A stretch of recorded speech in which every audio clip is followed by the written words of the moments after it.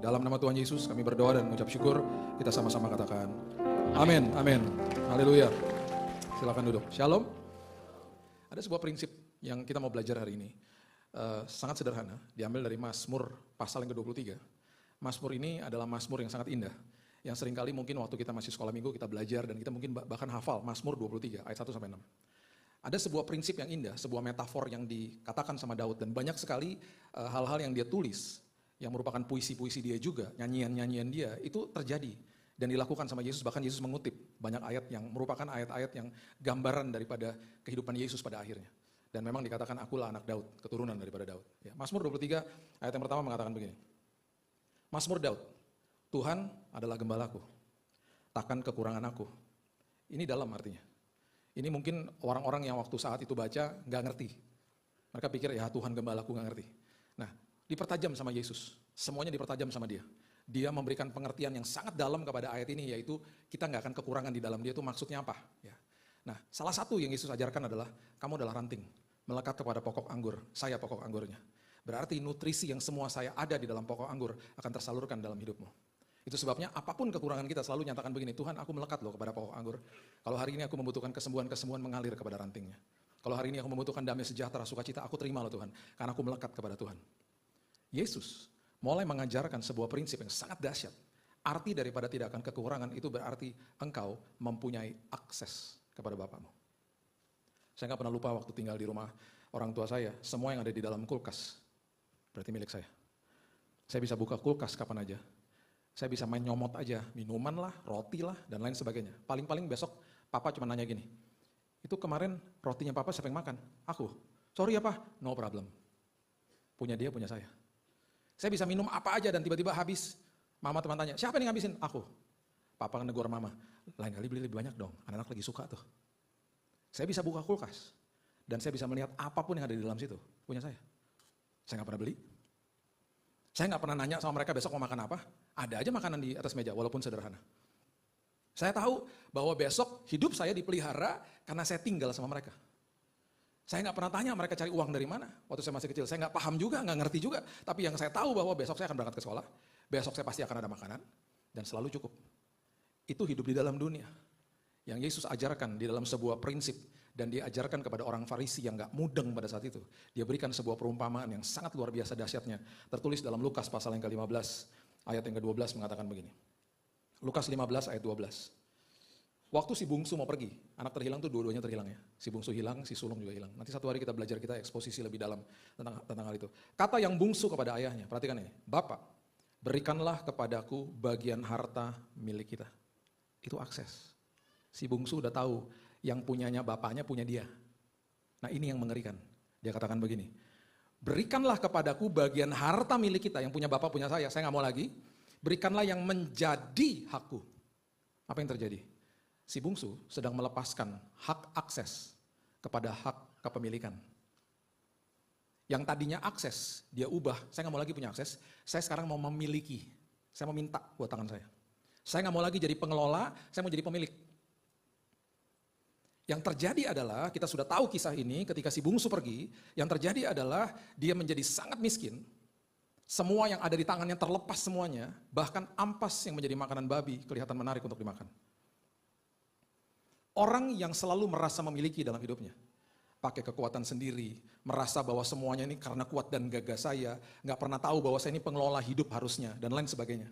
Akhirnya, nilai dunia, ampas yang menjadi makanan babi kelihatan menarik, dan dia tidak akan pernah puas hidupnya.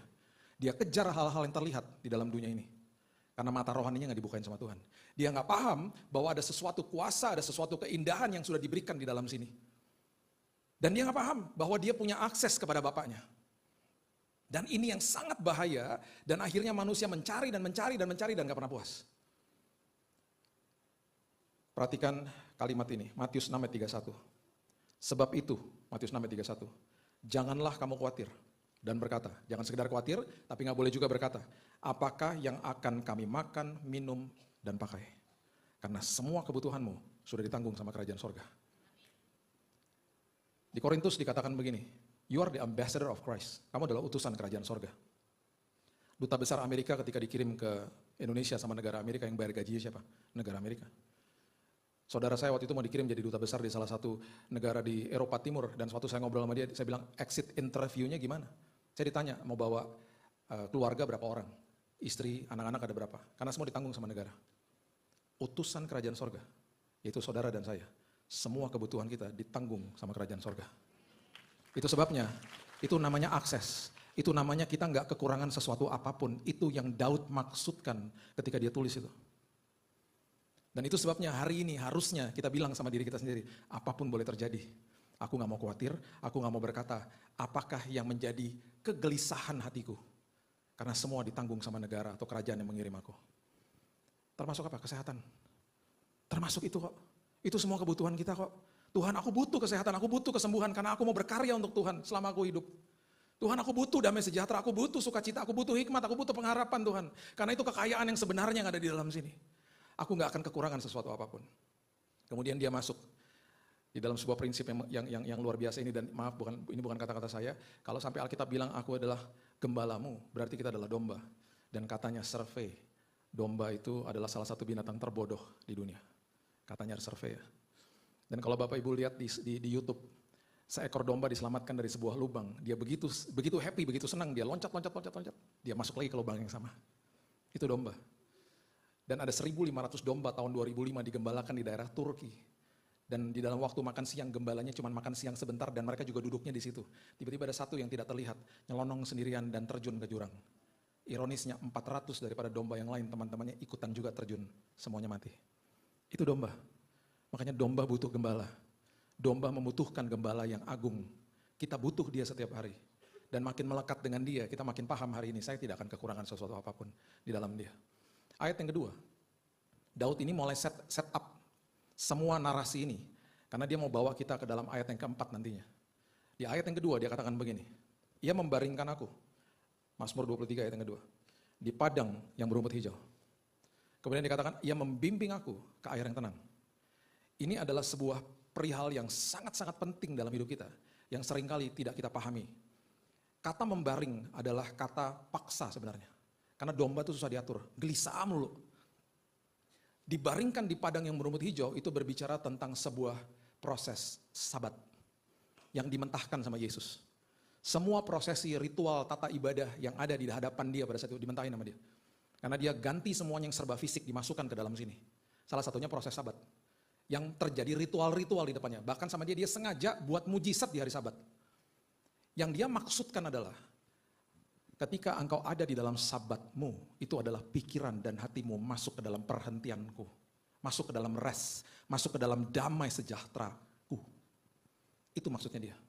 Itu sebabnya Yohanes pasal yang ke-14, ayat yang ke-26, Yohanes 14 ayat 26. Tetapi penghibur, yaitu Roh Kudus, yang akan diutus oleh Bapa dalam namaku. Dialah yang akan mengajarkan segala sesuatu kepadamu, dan akan mengingatkan kamu akan semua yang telah kukatakan kepadamu. Dia akan ngajarin kita, dia akan ingetin kita sama firman-firman yang pernah kita baca atau kita dengar. Makanya firman itu hidup. Seringkali mungkin kita baca tidak relevan buat hari ini, tetapi hari esok kita bergumul dan kita lagi butuh firman yang mungkin kita baca 3 hari lalu, Roh Kudus akan ingetin. Karena the word is alive, firman itu hidup, dan kemudian ini yang luar biasa di ayat berikutnya dia katakan, damai sejahtera ku tinggalkan bagimu. Damai sejahtera ku berikan kepadamu, dan apa yang kuberikan tidak seperti yang diberikan dunia kepadamu, karena damai yang kuberikan adalah damai selagi ada badai, damai yang dunia berikan adalah damai setelah badainya selesai. Dan dia katakan janganlah gelisah dan gentar hatimu. Sesuatu yang ditinggalkan sama Tuhan, dan kalau kita nggak ambil hari ini, rugi kita. Banyak orang nggak rasa dan menikmati kuasa yang sudah ditinggalkan di dalam kandungan Roh Kudus dalam hidup kita, karena mata rohaninya dibutakin sama iblis. Orang-orang seperti itu nggak lihat kebesaran Tuhan, mereka melihat kebesaran masalahnya. Itu sebabnya saya selalu anjurkan kepada jemaat Tuhan, tiap pagi kalau bangun pagi bilang, Tuhan buka mata rohaniku, buka telinga rohaniku supaya aku sadar bahwa Tuhan gak pernah sedetik pun tinggalin aku, bahwa aku sadar bahwa setiap hari kuasamu lebih besar daripada apa yang aku lihat dengan mata jasmaniku. Setiap hari Tuhan. Dan bahkan ketika saya mulai baca ayat ini, saya mulai tukar dengan semua kekhawatiran yang mungkin saya akan rasakan di hari itu. Ada yang udah tahu pagi-pagi bangun udah khawatir, ada yang hari itu juga nggak tahu, siapa tahu siang-siang nanti ada kekhawatiran. 1 Petrus 5 ayat 7 mengatakan begini. 1 Petrus 5 ayat 7. Serahkanlah segala kekhawatiranmu kepadanya, kepada Tuhan. Sebab ia yang memelihara kamu. Sebab Ia yang memelihara kamu. Kenapa ini penting? Kenapa serahkan kekhawatiranmu, kekhawatiran kita kepada Tuhan? Dan itu yang saya katakan, aku serahkan ya Tuhan semua kekhawatiranku, aku tukar ya Tuhan sama damai sejahtera yang Tuhan telah tinggalkan.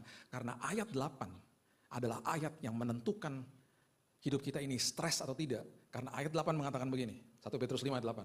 Sadarlah dan berjaga-jagalah. Lawanmu si iblis berjalan keliling sama seperti singa, bukan singa, menyerupai singa, belagak jadi singa, berusaha nakut-nakutin kita dan mengaum-ngaum, hanya bisa mengaum-ngaum. Dan perhatikan ini, mencari orang yang dapat ditelannya, yang dapat ditelan sama kebohongan dia, yang dapat ditelan untuk dipengaruhi pikirannya. Dia cuma punya akses ke dalam pikiran loh, nggak punya akses kemana-mana, cuma ke pikiran kita. Makanya the mind is a battlefield, pikiran adalah medan perang setiap hari. Perhatikan kalimat itu. Mencari orang yang dapat ditelan. Berarti ada orang-orang yang tidak dapat ditelan sama kebohongan daripada iblis. Siapa? Saudara dan saya. Orang-orang yang bangun pagi dan bilang semua kekhawatiranku Tuhan, aku tukar dengan damai sejahtera. Biarkan aku dibaringkan di padang yang berumput hijau Tuhan. Dan aku mau aku hidup di dalam damai yang telah ditinggalkan Tuhan lewat Roh Kudusnya hari ini. Dan itu sebabnya Mazmur pasal yang ke-23 ayat yang kedua ini mengatakan, ketika Ia membaringkan aku di padang yang berumput hijau, ketika kita masuk ke dalam damai Tuhan, Ia membimbing aku ke air yang tenang. Orang yang tinggal di dalam damai pasti tenang jiwanya. Perhatikan ini baik-baik. Damai sejahtera adalah pemberian Tuhan yang diletakkan di dalam rohnya manusia. Karena itu salah satu dari buah roh, kasih, sukacita, damai sejahtera dan seterusnya. Temannya damai sejahtera itu namanya ketenangan. Letaknya di dalam jiwanya manusia. Ketenangan bisa terusik, bisa hilang kapan saja, tergantung sama faktor eksternal. Damai sejahtera tidak bisa dicuri sama iblis, karena letaknya di dalam roh. Orang Kristen bisa ketenangannya terusik, tetapi nggak bisa damai sejahteranya dicuri sama iblis. Itu sebabnya dikatakan, ketika engkau punya damai, pasti engkau ada ketenangan. Ketika engkau tenang, engkau belum tentu ada damai.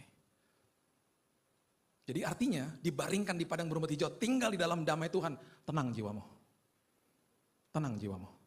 Ini narasinya sangat erat dengan ayat-ayat yang dia beberkan setelah itu. It's a simple Psalms. Ini sederhana sekali Mazmur, tapi artinya sangat dalam. Kemudian dia lanjutkan dengan ayat yang ketiga. Dia katakan begini. Ayat yang ketiga dia katakan begini. Ia menyegarkan jiwaku. Damai, tenang, jiwanya segar. Ketika jiwanya segar, perhatikan bagian yang terakhir di ayat 3. Ia menuntun aku di jalan yang benar oleh karena namanya. Orang yang tinggal di dalam damai Tuhan. Jiwanya tenang, jiwanya segar, mengambil keputusan benar. Orang yang tidak ada damainya, mengambil keputusannya kerap kali pasti salah. Di firman Tuhan, di dalam perjanjian baru, hampir jarang sekali kita temukan kata berusaha.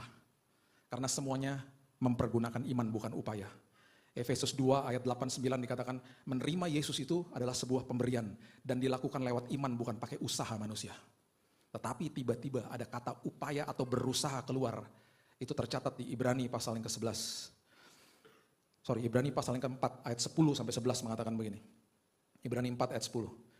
Sebab barang siapa telah masuk ke dalam perhentiannya, rest, damainya Tuhan, Ia sendiri telah berhenti dalam segala pekerjaannya sama seperti Allah berhenti dari pekerjaannya. Perhatikan ayat 11. Karena itu baiklah kita berusaha untuk masuk ke dalam perhentian itu. Masuk ke dalam perhentian itu supaya jangan seorang pun jatuh karena mengikuti contoh ketidaktaatan itu juga. Rest, masuk ke dalam perhentian Tuhan. Ayo supaya pikiran dan hatimu masuk ke dalam damai sejahtera, supaya tidak mencontohi ketidaktaatan itu juga, supaya kamu mengambil keputusannya benar, itu maksudnya. Ini diulang sampai 2 ayat, dipertegas sama Mazmur, sama Daud. Karena ini di set up sama dia. Karena setelah itu dia bawa kita masuk ke dalam ayat yang sangat populer. Mazmur 23 ayat yang keempat, yang mengatakan begini. Sekalipun aku berjalan dalam lembah kekelaman, aku tidak takut bahaya. Karena aku sudah berjalan di dalam damai Tuhan. Aku sudah tahu aku tidak akan kekurangan sesuatu apapun. Aku berjalan bersama sumber atas segala sumber. Aku berjalan bersama Bapa yang mulia. Sebab engkau besertaku. Gadamu, itu adalah yang dipegang sama gembala. Kalau ada serigala, dipentung serigalanya. Dan tongkatmu, kalau aku keluar jalur, engkau ngambil aku balik masuk ke dalam jalurmu. Itulah yang menghibur jiwaku. Bapak Ibu, waktu dia tulis ini, kalau Bapak Ibu baca di dalam Alkitab bahasa Inggris, Itu dengan lebih jelas dikatakan, though I walk through the valley of the shadow of death. Walking through, berarti cuman lewat, nggak berdiam di situ. Terus dia keluarkan kalimat the valley of the shadow of death, lembah bayang-bayang maut, itu artinya.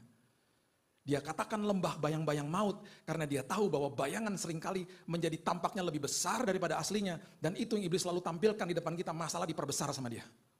Bayangan seperti begitu. Kemudian Daud lagi ngasih tahu sama kita bahwa bayangan nggak bisa melukai kita. Nggak ada bapak-bapak meninggal karena ditabrak bayangan truk, nggak ada. Bayangan nggak bisa lukain saudara. Dan dia katakan, kenapa di situ ada bayangan? Karena aku berjalan bersamamu, berarti Tuhan ada di dalam lembah yang sangat gelap. Dan Tuhan berarti cahaya, karena ada cahaya, ada bayangan. Though I walk through in the valley of the shadow of death. Satu hari, di lembah namanya lembah Tarbantin, seorang raksasa namanya Goliat. Dia berhadapan dengan bangsa Israel dan dia maju di depan barisan bangsa Israel. Dia katakan, daripada kita perang terbuka, mendingan kita duel satu sama satu. Anyone, you send anyone towards me. Siapa aja lawan saya. Dengan kondisi kalau kamu kalah, kamu dan semua bangsamu menjadi budak saya, kamu menyembah saya. Sebaliknya, kalau saya kalah, saya sembah kamu. Begitu confident dia. Karena dia pasti menang. Nun jauh di sana. Bangunlah seorang bocah yang usianya kira-kira masih 19 tahun. Yang biasanya kalau bangun pagi dia mengembalakan kambing domba yang jumlahnya juga gak banyak, Alkitab katakan. Cuman 3, cuman 4, mungkin 2. Dan di dalam kesendiriannya dia, seorang bocah ini yang namanya Daud. Dia hidupnya bukan sekedar ngerti firman, dia hidupnya dikuasai sama roh Tuhan. Hidupnya dikuasai sama Tuhan. Hidupnya dikuasai sama firman Tuhan harusnya hari ini. Dan gak ada yang lihat. Gak ada yang lihat. Satu pagi dia bangun pagi, seperti hari-hari rutinitas dia. Dan tiba-tiba bapaknya Isai bilang begini, Ut, kamu jangan ngembalin domba, kambing domba. Kemana? Kamu pergi ke lembah Tarbantin ya, ke kakak-kakakmu ada 3 di sana. Kamu bawain roti sama keju. Siapa yang suka roti sama keju? Saya suka. Roti sama keju, jadi lapar ya. Kamu bawain roti sama keju, pergi ke lembah Tarbantin. Di mana tuh lembah Tarbantin? Google Map aja, jangan ribet. Perhatikan ini, 1 Samuel 17. 1 Samuel 17. Ayatnya yang ke-17 dan 18. Isai berkata kepada Daud anaknya, ambillah untuk kakak-kakakmu bertih gandum ini seeva dan roti yang 10 ini. Bawalah cepat-cepat ke perkemahan kepada kakak-kakakmu. Dan baiklah, sampaikan keju yang 10 ini kepada kepala pasukan 1000. Tengoklah apakah kakak-kakakmu selamat dan bawalah pulang suatu tanda dari mereka. Dan dikatakan di ayat yang ke-23. Waktu mereka sedang menyiapkan barisan. Daud sampai ya. Tantangan yang tadi saya katakan, itu tantangan sebelum Daudnya datang. Waktu Daud datang, mereka lagi berbaris lagi. Seperti biasa, sebuah ritual lah mereka berbaris. Karena dalam kondisi perang kan, mereka berbaris. Selagi mereka berbaris, Goliatnya muncul lagi. Goliatnya nyamperin lagi, belum diajak berkelahi, belum. Cuman dikasih tahu aja di Alkitab bahwa dia samperin mereka. Dia ngulang memang kata-kata yang tadi. Ayat 22, coba lihat.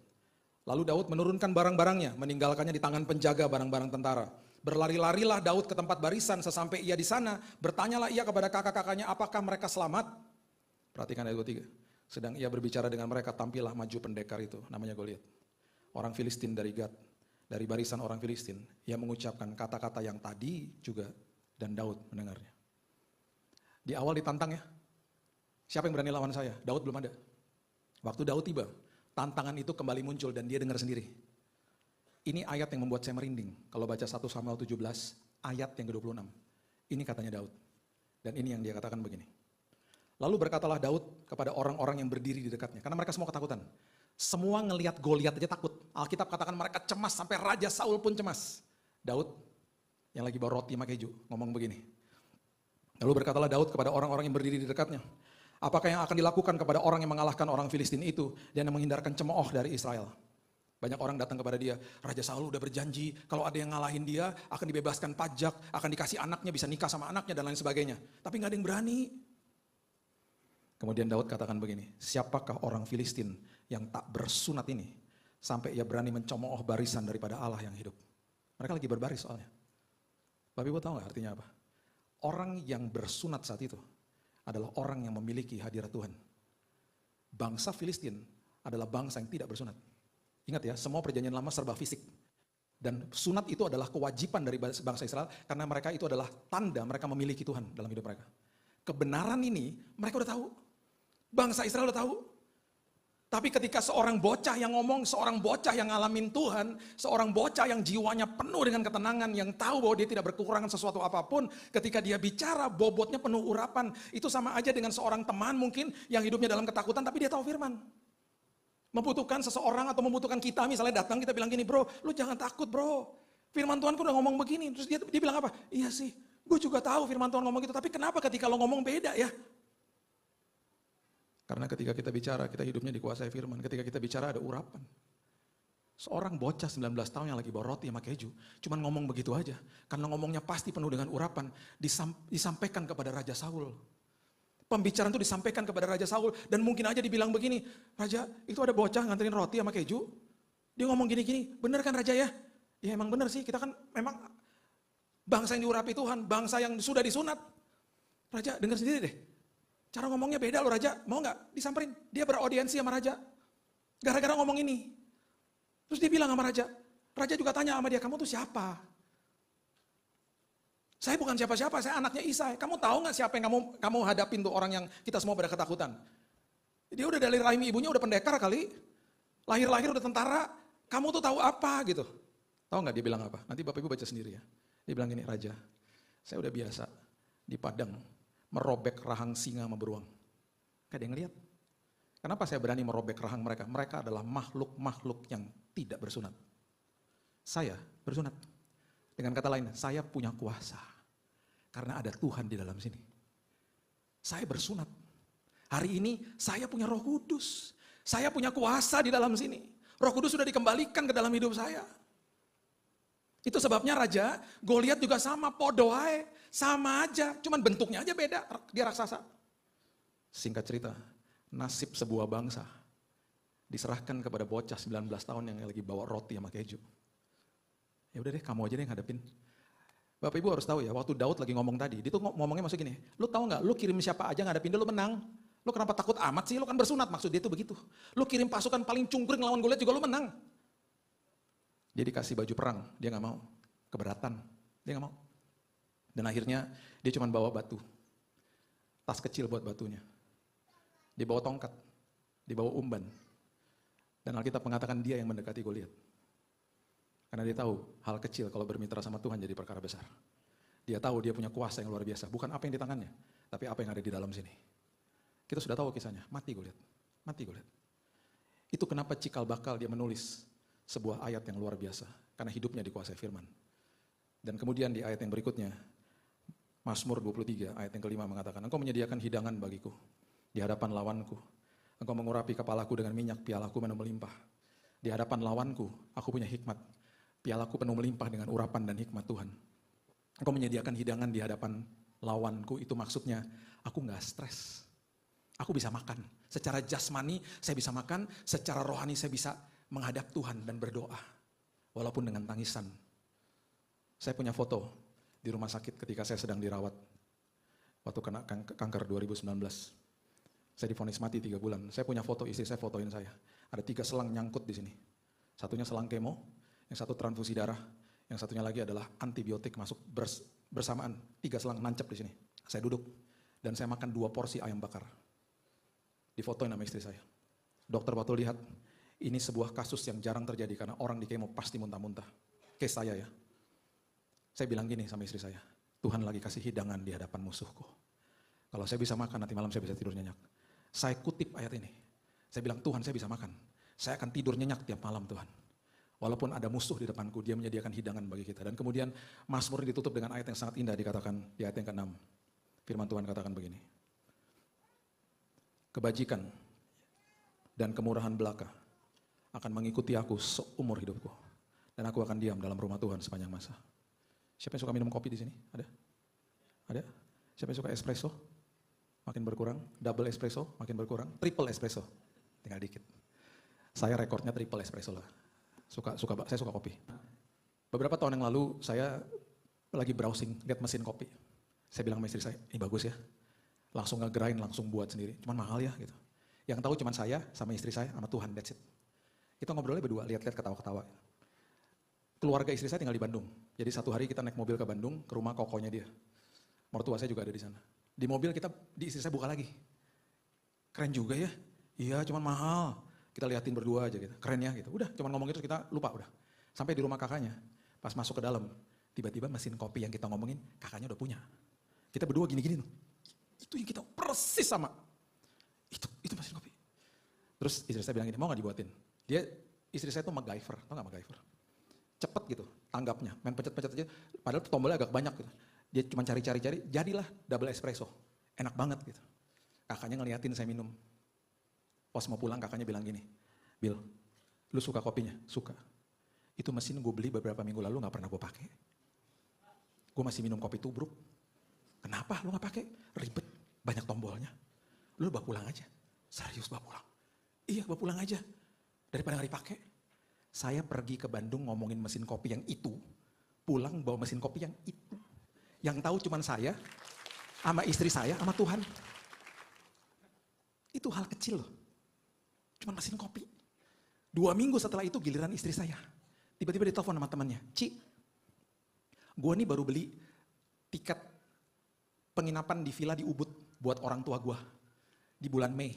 Gue salah masukin tanggal tau gak lo? Gue masukinnya bulan April. Jadinya agak-agak tengah minggu tuh bukan weekend. Nih orang tua gue gak bisa pergi, terus gue gak bisa refund. Buat lo aja bisa gak? Mau gak lo? Gitu. 2 malam 3 hari. Istri saya lihat jadwal, dia bisa. Dia tanya saya, bisa gak? Pas bisa juga. Pas kosong tanggalnya. Terus temannya istri saya bilang, udah buat lo aja ya gitu. Sekalian tiket pesawat gue tanggung deh, sama penjemputan di airport kan salah gue gitu kan. Yaudah lo bawa baju aja. Udah, singkat cerita kita berangkat. Sampai di villanya kita buka, belakangnya sawah, hutan sama sungai. Istri saya nangis. Kenapa kamu nangis? Kamu tahu nggak? Di awal tahun aku sempat berdoa sama Tuhan.